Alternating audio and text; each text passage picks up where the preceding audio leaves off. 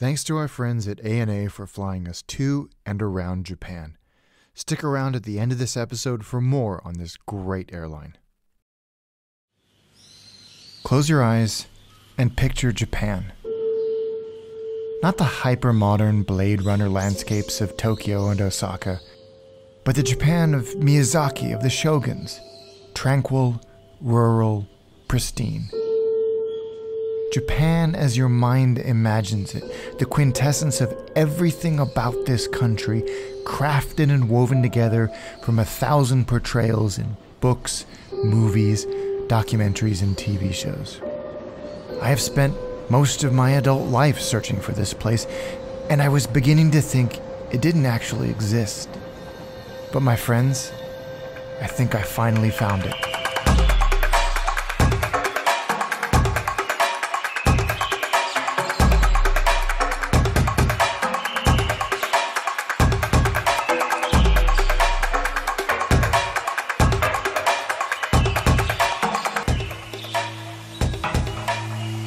You may have heard of the big cities in this region, Fukuoka, Nagasaki, Kagoshima, places like that, which are wonderful in and of themselves.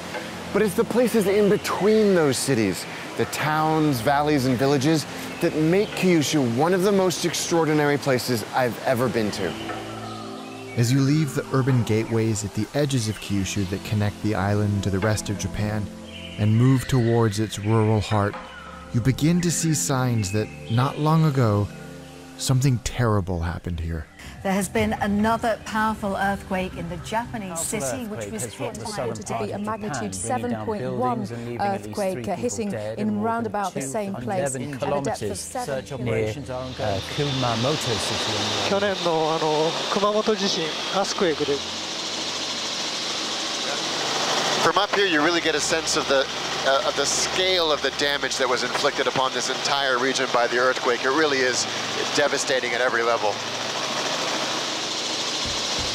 Kurokawa is located in the caldera of Mount Aso, which is the largest active volcano in Japan and one of the largest in the world. The caldera itself is also one of the biggest in the world. It's about 16 miles in diameter. And it was formed between 90 and 120,000 years ago when there were 4 huge volcanic explosions. And you can see in the distance Mount Neko, which is constantly smoking. This is a highly active volcanic region. One of the communities devastated by the 2016 earthquake was the hot spring town of Kurokawa Onsen. Traditional guest houses like the family-run Ryokan Ichinoi were badly damaged, and the owners were forced to consider closing forever, putting an end to generations of hospitality. We all saw the pictures around the world on the news of the earthquake that happened here about 18 months ago, and driving up we could see the damage. But how was this area affected in this ryokan? そうですね。当旅館一の井ではですね、お風呂場がちょっと大規模半壊ということで、耐震がない状態でですね、どんどん屋根が下がってきて、壊れる一歩寸前の状態なんですけど、建て替えという形になりましてですね、お部屋もこの下の階が空調がちょっと外れたためにですね、水を浴びてしまってびしょ濡れになってお客さんが入れられない状態になってしまったということで、一度は諦めかけたんですけどもですね、やはり黒川温泉というのが仲間たち他に先ほど言ったように木を植えたりとかですね、ゴミを拾ったりとか街並みを整えてきた仲間たちみんないるもんですから、ここはやめるわけにもいかないのかなと思いですね、県の人たちと仲間たち助けられてですね、もう一回やってみようということで8ヶ月間かけてやっとリニューアルオープンさせたわけなんですよね。でまだまだちょっと復活しきれてない部分もあるんですけど、まずは自分のところを頑張ってですね、でまたみんなと一緒に黒川温泉のみんなと一緒にまた立ち上がれたらなと思っております。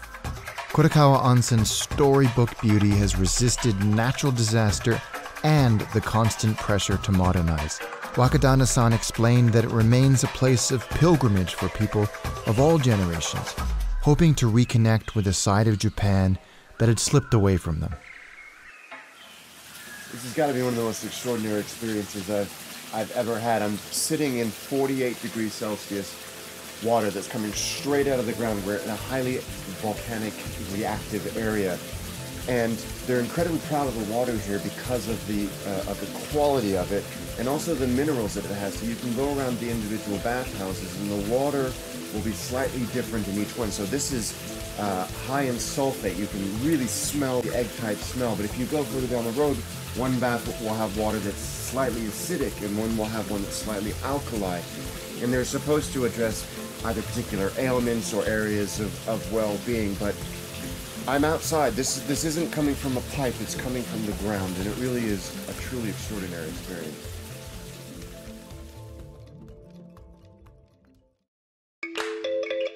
But it's not just the hot springs that draw visitors to Kurokawa, Kumamoto, and indeed all of Kyushu. This region is home to some of Japan's most intriguing culinary culture. Good friend and attaché contributor Joseph Tame joined us for a traditional Kumamoto regional feast. It is the most extraordinary collection of food I've ever seen, and lots of tiny little plates. Local beef, Aso beef, which we just learned has quite a reputation, which we cook on our little hot plate here. Beef sashimi with little minced garlic. This is almost like a salmon Wellington. Roast corn, different fish dishes. I think this is local sashimi. Corn soup, rice, miso soup, mushrooms. Just the most extraordinary collection of food I've ever seen in my life. Absolutely breathtaking. Kyushu is one of my favorite food destinations on Earth. The tradition behind each dish, the provenance and variety of the ingredients, and the care and detail in the preparation is like nothing I have found anywhere else. Kurokawa Onsen's ryokans are home to some of the region's most inventive, inspired chefs, who take local, seasonal ingredients and craft dishes that aren't just food, they're art. 日本のお客様も馬刺しを食べたことない人も多いわけですよ。熊本とあと各地名物がございますけど、熊本に来られたんなら馬刺しっていうお客さんが多いので、外国人の方も好みですし、日本人の方も初めて食べられる方もいますね。Fresh, seasonal, local. It's very easy to say when in Kumamoto. Now that we've seen how it's prepared, I actually get to eat it, and that's the best part. That's just art. I don't know what that is, but it's absolutely delicious. Pomegranate sake. Come by. Ooh, that's good. And it doesn't taste strong, which means it's going to break us. Look away, Black Beauty fans. This next bit might be a little hard to swallow. Horse, really, the raw horse actually is a delicacy. And in fact, in this area, in Kumamoto and particularly in Kurokawa, horse is a delicacy, and when it's served cold, the natural oils come out of the meat and you really get to appreciate the marbling, which is stunning in this. You shouldn't let the fact that it's horse actually put you off, because it is absolutely delicious, and you have it with freshly grated ginger and green onions and soy sauce, and it tastes like beef. And if you're okay with eating beef, you're gonna be fine with this. It's absolutely delicious. And it's a regional specialty. It's one of my favorites. I love it.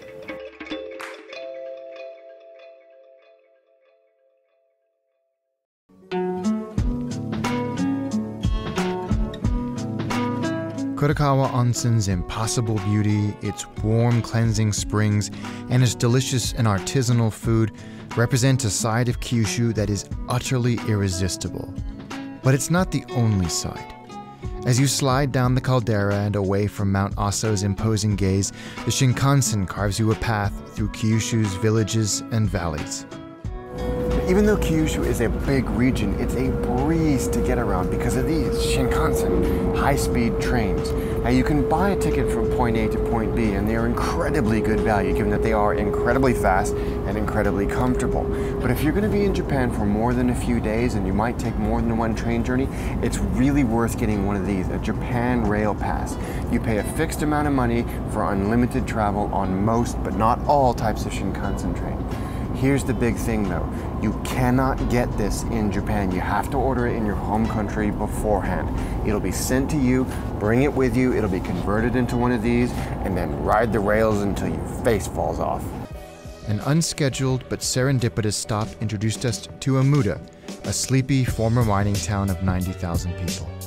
Our taxi driver revealed to us tourists are practically unheard of here and that we were the first Westerners he had seen all year. We were, it seemed, quite the novelty. But despite our unusual and in one case literally jaw-dropping presence in the town, we were warmly welcomed and treated like old friends by everyone we met. And Amuda, like the rest of Kyushu, is a potent reminder that there is hidden treasure everywhere. Like this tiny bar with a collection of 1,500 different whiskeys. Carry on, boys, maybe sometime.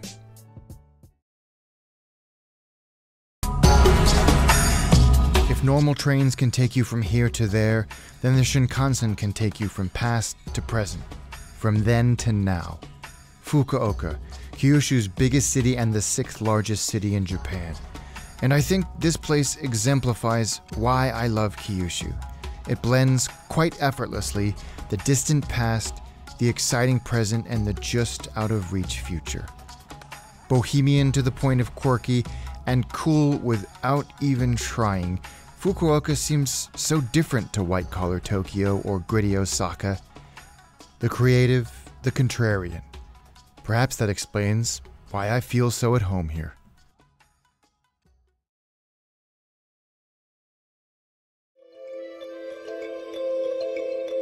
I was beginning to think that the Japan I had created in my mind and searched for my whole life was a product of my imagination. It didn't exist. So the relief and, I have no problem admitting, the joy I experienced when I first laid eyes on Kurokawa, Kumamoto, Kyushu was indescribable. It was exactly what I always hoped it would be. But strangely, as beautiful as the landscape is, it was the people of Kyushu that gave me my fondest memories of this place. Creative, patient, enterprising, and unflinching in circumstances that would have broken the very best of us. This place and these people are my paradise.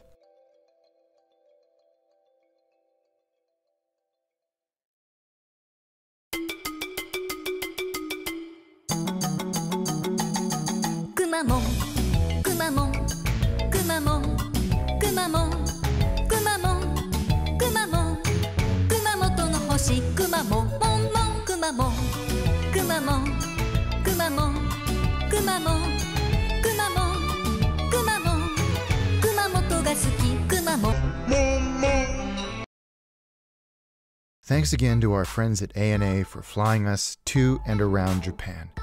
Great service, great product, great airline. And here's a bonus pro tip for finding the best food in Fukuoka. The chicken skewers, it's really good there. We call it yakitori. Yes, it's you should try. Yeah. It's amazing. And it's cooked right there in front of you? Mm-hmm. Oh, yes, amazing. And what type of meat is the best for us to try? Usually yakitori is made from chicken, and I recommend the chicken skins. Just the skin? Yes. Which is the best part of the chicken, yes. Everybody knows they that. Cook the chicken skin for 5 days. And 5 days? Yes, and it's really crunchy. And so, can you find that pretty much anywhere in Kyushu? In Fukuoka, especially. Okay. Yes, Fukuoka is very special for the chicken skewers. So chicken skewers that have been cooked for 5 days. Yes. I can't wait. Yes, you should try.